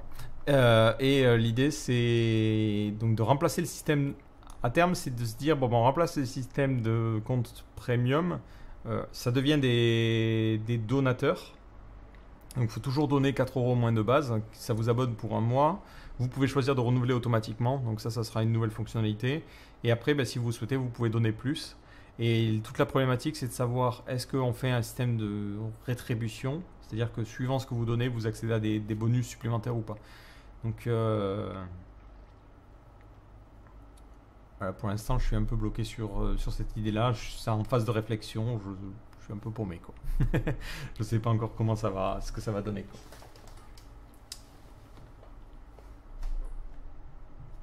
En fait, je préférerais louer un vrai bureau pour avoir le contrôle total sur le système, quoi. Si je veux ouvrir un soir ou si je veux ouvrir un truc, je veux pas être embêté par quelqu'un, quoi. Donc c'est plus intéressant pour moi si j'ai le contrôle dessus.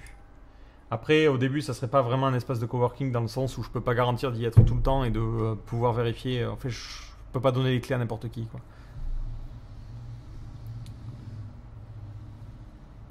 En fait, après, le souci pour le coup, voilà, c'est si une des contreparties c'est l'accès à cet espace de coworking, c'est débile parce que beaucoup de gens n'y auront pas accès, donc c'est un peu dommage. Et de la même manière, je peux pas envisager d'autres rétributions que le compte premium. C'est la seule chose que j'ai à offrir actuellement, quoi. Donc je suis un petit peu embêté parce que je peux pas vous dire de donner X euros si ça vous apporte rien de plus qu'un compte premium à 4 euros, quoi. Si ce n'est le côté, on essaie de développer une communauté derrière, quoi.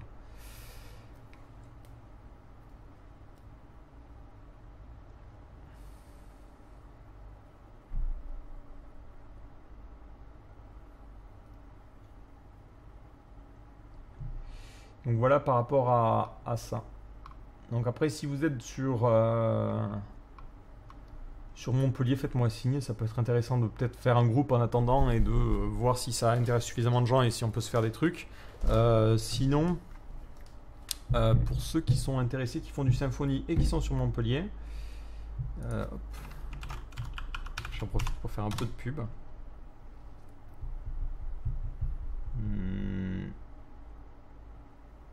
Il n'y a plus de place, donc je vais pas faire de la pub. C'est où qu'on voit combien de place il reste. Ouais, non, il n'y a plus de place. Ouais, sinon, maintenant je commence à sortir un petit peu de chez moi, c'est rare. Mais si vous êtes sur Montpellier, vous pouvez me retrouver sur souvent des. Si vous allez sur meetup en fait, .fr, hop, c'est la FUB de Montpellier. J'exclus pas peut-être d'ici l'année prochaine de faire des conférences, des choses comme ça. Donc si vous voulez discuter PHP, c'est ici qu'il faut aller.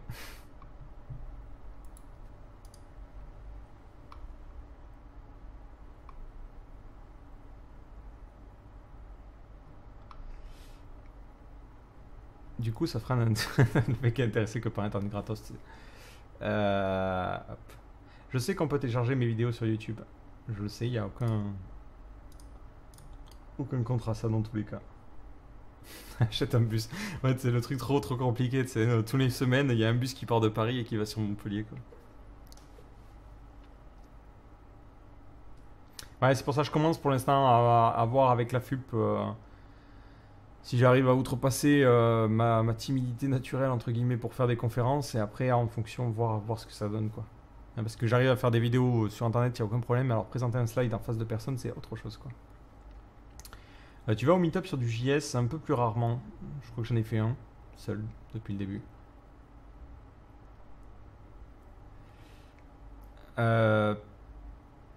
Ouais, voilà, après.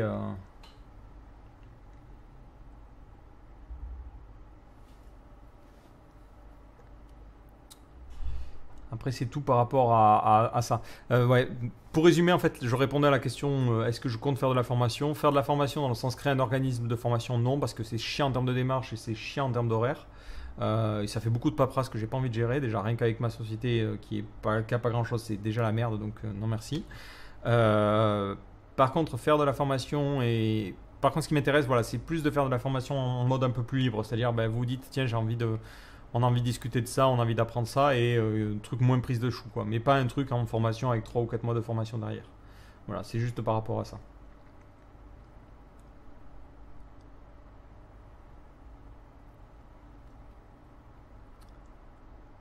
Le Wigo du PHP.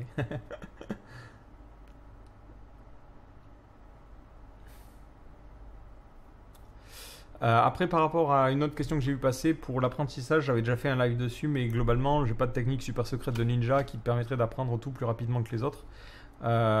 C'est toujours un peu le même principe. Quand je veux apprendre quelque chose, par exemple là récemment Unity ou même Elixir ou autre, bah, ce que je fais, c'est que je me donne un petit objectif qui est pas trop compliqué, mais pas que je sache déjà faire. Et bah, j'essaie de partir un peu en roue libre, hein, d'essayer de le faire de manière en autodidacte. Et dès que je rencontre des problématiques, je fais des recherches Google ou des recherches sur votre moteur de recherche favori. Et bah, c'est comme ça que j'apprends au fur et à mesure, quoi. Donc il n'y a pas, voilà, j'ai pas une ressource particulière où je regarde pas une super chaîne secrète avec des super tutos. Non, c'est vraiment de l'apprentissage par la pratique. Donc, comme je disais tout à l'heure par rapport à Unity et Unreal, il me faut toujours des petits paliers un petit peu à franchir pour que ça soit intéressant. Si direct c'est un super palier méga compliqué, en général c'est là où j'ai tendance à abandonner la technologie. C'est par exemple pour ça que bah, sur du mobile, tout ce qui est le setup et tout, ça me gonfle déjà. Donc je n'ai jamais persisté sur ce biais-là. Et en général, c'est pour ça aussi que les tutos sont toujours inspirés de choses dont j'ai besoin aussi. Enfin, un peu moins aujourd'hui, mais c'est toujours le cas.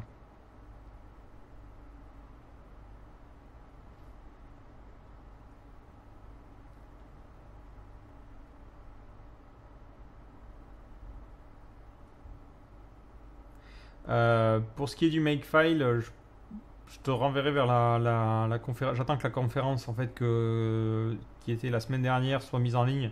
Je la retweeterai. Globalement, ça explique vraiment la base. Je suis loin d'être un expert dessus, donc je pense pas faire de vidéo dessus parce que ça serait con. Au final, je vous dirais juste que je l'utilise quasiment comme un système d'alias, donc pas très intéressant. Mais la conférence couvre un petit peu plus de choses et vous permet d'avoir les bases. Donc ça sert à rien de faire un doublon et de réexpliquer ce que la personne a déjà expliqué en vidéo, donc je vous renverrai ce lien là. Je pense que c'est mieux.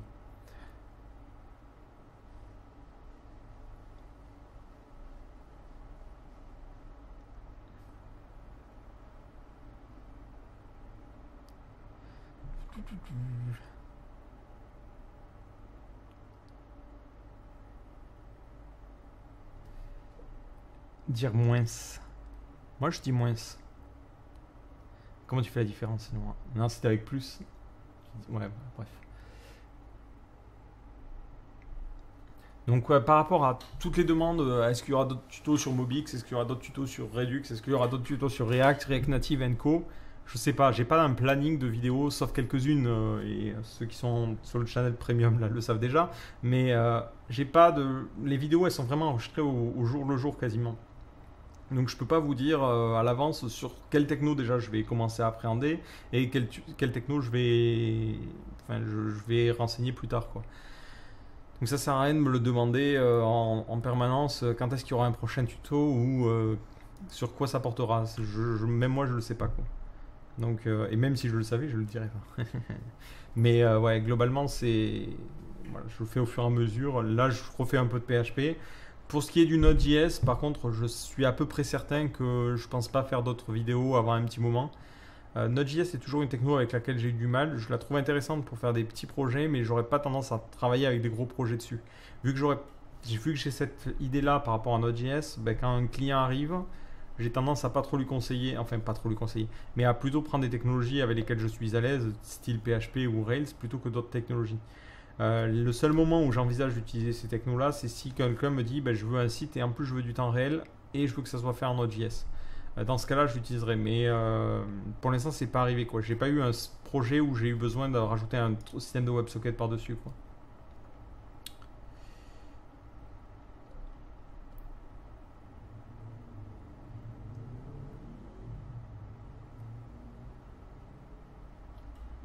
Donc après, ouais, bon, ouais, il y a plein de frameworks en plus, l'écosystème change, la syntaxe change, moi ça me gave un petit peu donc c'est vrai que j'ai tendance à pas trop suivre ce qui se fait au niveau de Node.js, mis à part côté front, bah, suivre un petit peu l'évolution pour pas être largué complètement quand je vais revenir dessus, genre comprendre bah, c'est quoi Webpack et compagnie, mais en dehors de ça, les seuls tutos que je fais c'est vraiment du survol quoi. Putain, il y a quelqu'un qui a vraiment un problème quoi.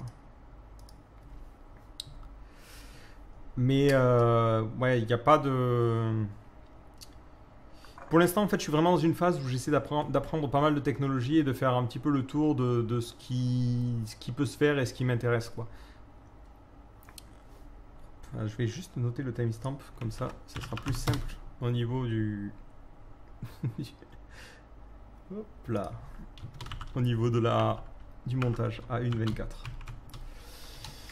Pour ceux qui demandent des tutos sur Docker et tout ce qui est DevOps, en cible, je pense que c'est le plus loin où je vais aller. Je ne vais pas aller plus loin que ça. Tout ce qui est Docker, Docker Swarm et Kubernetes, je m'y suis intéressé, mais c'est en dehors de mon domaine de compétences, je pense. C'est-à-dire que c'est plus du DevOps que vraiment du Dev Web. Et dans mon cas et mes besoins en tant que petit freelance, entre guillemets, j'aurais jamais besoin de poser une telle structure et d'encaisser des problèmes de performance. Donc, ouais, pour l'instant, c'est pas du tout à l'ordre du jour et je pense pas que ça le soit dans les jours, mois ou années à venir, entre guillemets. Le problème, c'est que je veux pas non plus m'éparpiller complètement et essayer de faire plein de choses mal, entre guillemets. Je m'intéresse à de nouvelles technologies par pure curiosité. Par exemple, je m'intéresse à React Native pour comprendre si ça peut être intéressant. Je me suis intéressé à Elixir pour voir un petit peu de quoi il en retourne. Donc c'est pour ça que j'ai pu faire des vidéos derrière. Mais c'est pas forcément des technologies que j'utilise nécessairement, quoi. Donc ne vous dites pas parce que je fais des tutos sur Mobix, Redux ou autre que derrière je vais enchaîner plein de vidéos dessus, quoi.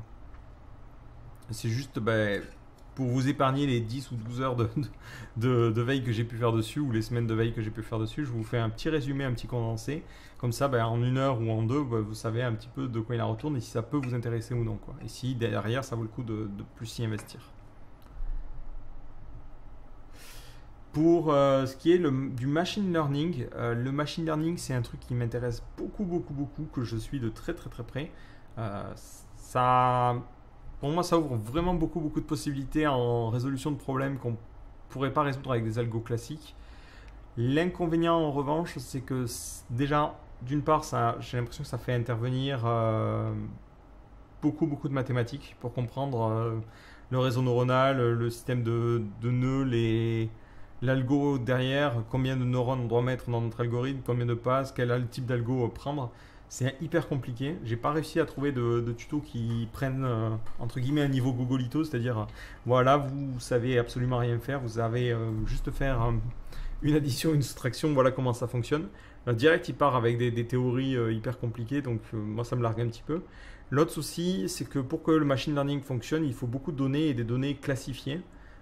Dans le cas, si on veut faire un système de reconnaissance d'images, par exemple, il faut avoir des milliers et des milliers d'images qui représentent telle ou telle personne pour pouvoir ensuite faire un système de reconnaissance. Si on veut analyser du texte, ben, il faut avoir des tonnes et des tonnes de phrases en disant ben, ces phrases correspondent à cette intention-là, par exemple, pour pouvoir ensuite derrière faire un vrai système. Le souci, c'est que moi, dans mon cas, ben, je ne suis pas Google, je ne suis pas Facebook et j'ai pas ces données-là. Donc, trouver ces données-là est hyper, hyper galère. Donc, ça rend une grosse partie du machine learning complètement inexploitable, entre guillemets, parce qu'il faut justement ces données. Donc, mis à part de faire un test où on fait un robot qui reconnaît des chats et des chiens, ce qui est déjà pas mal, en dehors de ça, trouver une application concrète est un petit peu plus difficile. Ouais, c'est un petit peu plus chiant, quoi.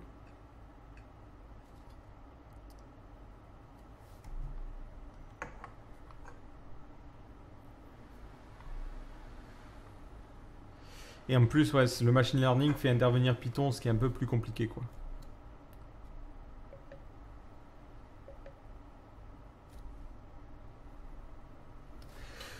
Après, en termes d'application, là pour l'instant, on est un peu au balbutiement, c'est-à-dire qu'on commence à faire des trucs. Je sais que Google, il l'utilise pour la reconnaissance d'images, ça c'est vrai que ça peut être intéressant. Après, il y a pas mal d'applis qui se lancent, c'est la mode de reconnaissance de plats. C'est-à-dire qu'on prend en photo un plat et il dit le nombre de calories parce qu'il est capable de dire bah tiens ça c'est des pâtes parce que je sais que grâce à mon réseau neuronal je sais que c'est des pâtes. Mais bon c'est toujours foireux parce que s'il y a un truc dessous un autre truc il n'est pas capable d'évaluer les quantités non plus donc c'est ouais ça commence à ça débute mais il faut trouver la bonne application et il faut trouver les données pour pouvoir éduquer notre robot quoi. C'est ça qui est problématique quoi. Je réfléchis mais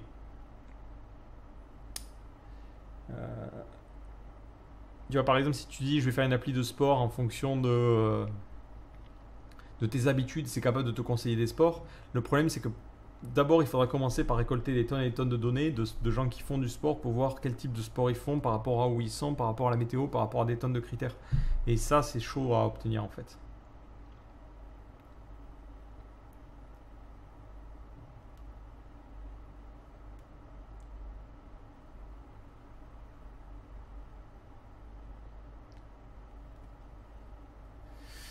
Donc ouais, après, des entreprises comme Google et Facebook, c'est pour ça que, ou même Microsoft, c'est pour ça qu'ils veulent à tout prix avoir des tonnes de données sur nous. C'est pas forcément derrière pour les exploiter de manière individuelle, mais c'est que derrière, s'ils sont capables d'analyser le comportement de millions et de millions de personnes, mais ils sont aussi capables après derrière d'envoyer tout ça à une machine, et cette machine sera capable de prédire les choses beaucoup plus correctement.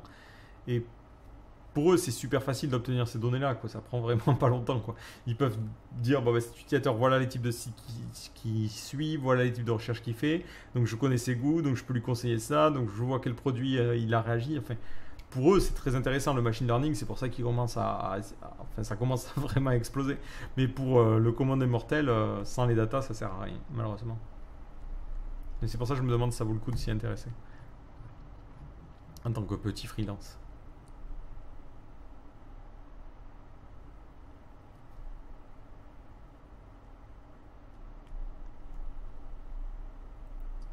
Par rapport à Python, enfin c'est pas que c'est compliqué, c'est juste que c'est un langage que j'ai jamais pris le temps d'apprendre. Et Python a l'air d'avoir de très très très bonnes librairies de mathématiques, ce qui fait que par exemple la librairie de Google qui s'appelle TensorFlow. Merde, je suis passé en. Ok, non, c'est moi qui ai décalé d'un doigt. Ça utilise. C'est NumPy, je crois, qui est une librairie mathématique de Python. Et du coup, faut Python. Et le problème, c'est que j'ai un peu la flemme d'apprendre ce langage-là, quoi. Vraiment, c'est juste. Là, c'est. Je sais que je ferai pas de Django derrière, donc apprendre ce langage juste pour découvrir le deep learning, enfin le machine learning, ça me semble un petit peu trop chiant.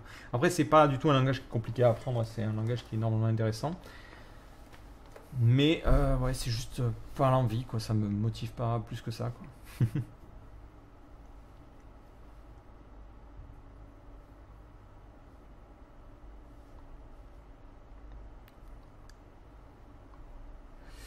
Bon, voilà globalement hein, pour ce que je voulais présenter. Donc après, si vous avez quelques petites questions, je pense qu'on va pas tarder à... On me dit que c'est les 10 dernières minutes.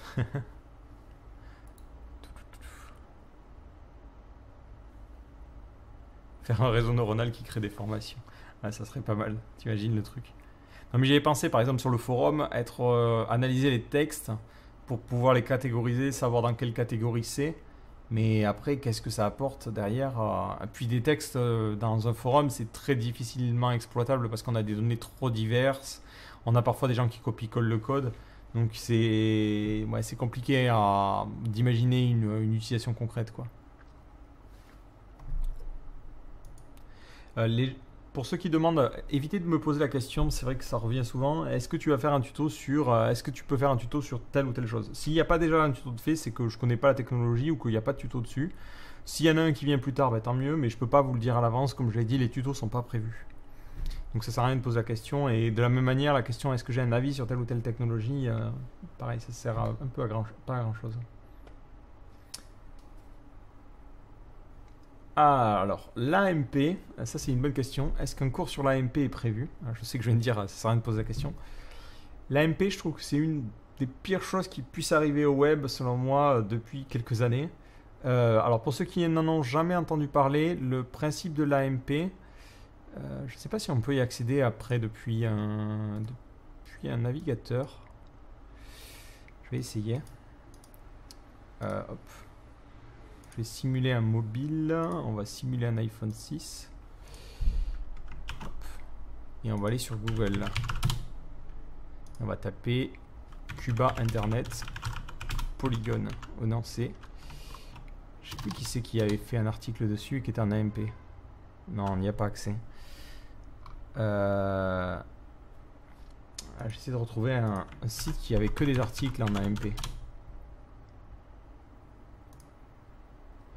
C'était Polygon. Alors, ne me demandez pas pourquoi je cherche ça. Ouais, il a. En fait, l'AMP, c'est le diminutif de Accelerated Mobile Page. Et c'est des pages qui ressemblent à ça. Et qui sont normalement plus rapides pour mobile. Globalement, le principe, c'est... Alors, si j'affiche le code source, ou même pas... C'est globalement, pour résumer, c'est un subset de l'HTML. Vous avez accès à des balises et des composants un petit peu particuliers qui sont entre guillemets normalement open source. Le principal problème que j'ai avec l'AMP, c'est que c'est Google qui essaie d'injecter un peu, sa sauce. Et c'est très dangereux parce qu'à terme, ils peuvent contrôler Internet à cause de ça. L'idée pour eux, c'est de se dire, le problème actuellement, c'est que les pages web, elles sont lentes à charger, ça met 3 heures, on a des pop-up dans tous les sens, et on met 10 heures pour avoir du texte qui s'affiche en Edge ou en 3G. Donc nous, ce qu'on va faire, c'est qu'on va créer une version de l'HTML qui est une version simplifiée où on ne peut pas faire n'importe quoi, avec des composants qui pré-rendent et qui sont plus rapides. Et du coup, ça va permettre d'afficher les pages plus rapidement. Et au-delà de ça, on va même avoir une sorte de CDN où on va héberger les résultats nous-mêmes, ce qui va permettre d'aller vite, vite, vite. Dans la théorie, pour l'utilisateur standard, c'est intéressant. Dans la pratique, c'est vraiment merdique pour plusieurs raisons. La première, c'est que le nom de domaine est celui de Google. Ça veut dire que votre page est hébergée par Google et non plus chez vous. Donc globalement, déjà, c'est pas terrible. L'autre souci, c'est que vous n'avez pas, alors là ça passe parce qu'on a le lien ici, mais sur le mobile, dans la barre d'adresse, vous voyez juste google.fr. Donc ça fait un peu bizarre pour l'utilisateur, il ne voit pas le domaine du site. De la même manière, le seul moyen de trouver et d'avoir le lien original vers la page, c'est de cliquer ici. Et après, cliquez là. Donc ça cache un peu tout votre site. Et au-delà de ça, forcément, vu que c'est contrôlé par Google, vous ne pouvez pas mettre n'importe quel type de publicité. Et les publicités, en tout cas dans les tests que j'ai fait, pour les charger, il faut cliquer dessus. C'est un peu con au passage. Et en plus, le scroll fonctionne mal sur iOS. Bon, ça c'est encore notre problème. Donc pour moi, le principal souci, c'est que on est en train de filer à Google, bah tiens, voilà le contenu, tu peux te passer de mon site derrière, quoi. Et l'inconvénient, c'est que mine de rien, pour avoir un internet ouvert et qui fonctionne, ben... on ne peut pas se permettre d'avoir un truc, selon moi, un truc comme ça, quoi. C'est très gênant à ce niveau-là. Parce que pour qu'un site vive, il faut que la personne arrive sur votre site, vous pouvez lui proposer des liens relatifs, ce genre de choses.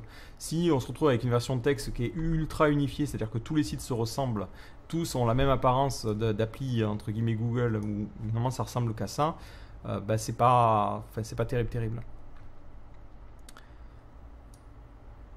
Le principal risque qu'on a demain, c'est que Google vienne nous dire l'AMP maintenant, une page AMP arrive avant une autre page. C'est-à-dire que si vous avez le même résultat est visible en AMP, il monte mieux que. Et ça va, de toute façon, ça va arriver, ils vont faire le forcing. Et ils vont obliger les gens, entre guillemets, à passer à l'AMP. Ce qui est loin d'être une bonne chose. Donc est-ce que je pense faire un tuto dessus? Non, pour la bonne et simple raison que déjà c'est pas très compliqué, vous lisez la documentation, ça vous explique les balises que vous avez le droit d'utiliser. Et c'est vraiment, un truc que j'aime pas du tout et je n'ai pas envie d'aider Google à faire ce choix-là. Sachant que ce qu'ils proposent est complètement con parce que c'est déjà accessible avec de l'HTML. Si les sites sont lents, c'est pas la faute à l'HTML ou au web, c'est la faute aux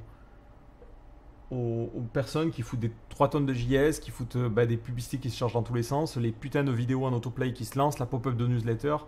C'est la faute au site web, c'est pas la faute aux technologies.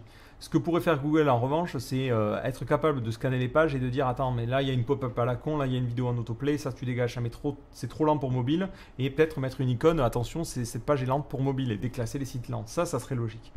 Mais se dire on fait un truc en AMP où c'est notre propre CDN qui délivre les pages, là c'est un peu trop facile quoi. C'est vraiment pas terrible.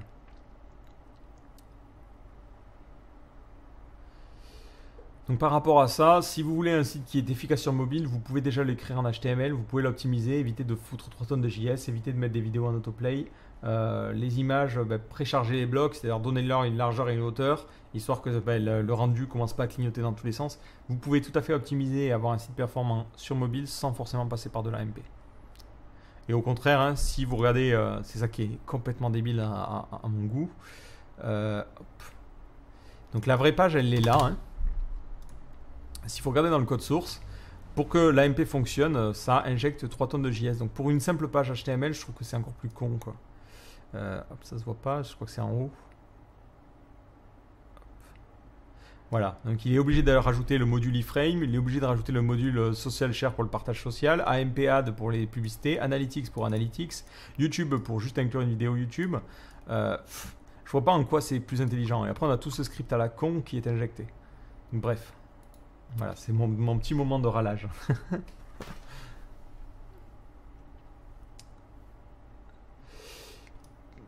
À mon avis, voilà, c'est vraiment une manière déguisée pour Google de s'imposer son truc, plutôt que de vraiment se dire « Ah, je profite aux utilisateurs et je vais leur faire des sites rapides. » S'ils voulaient faire des sites rapides, il interdirait le JS sur mobile et basta, quoi.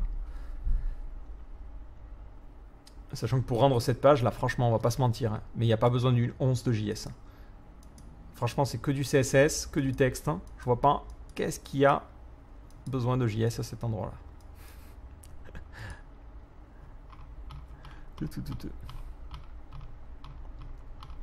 Après, si vous voulez, je peux faire une vidéo sur la MP où je réexplique ça, mais est-ce que ça vaut le coup?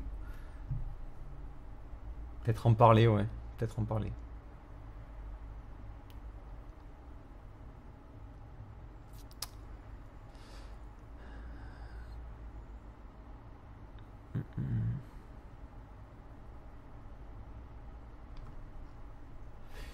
Hop, je vais revenir sur la page d'accueil du coup. En fait, moi, c'est quelque chose qui m'inquiète un petit peu par rapport à la propension qu'a Google à vouloir sortir les résultats directement, quoi. Le risque, c'est que dans un futur plus ou moins proche, dès que tu fais une recherche Google, si par exemple tu cherches un tuto graphic art ou n'importe quel contenu ou n'importe quel article, plutôt que de te présenter le résultat, il va te présenter une version texte en tout petit sur l'écran en te disant voilà, tu as le texte avec tout le branding Google autour, limite il mettra sa pub au-dessus et hop.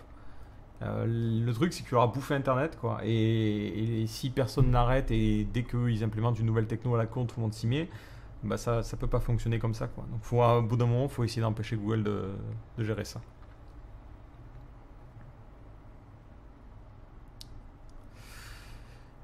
pense que pour... de toute façon, les utilisateurs après sont pas dupes. Hein. Si jamais l'internet est lent et c'est chiant, il y a des pop-up, ils mettent des bloqueurs de pub et finalement tout le monde y est, pardon. Donc bref.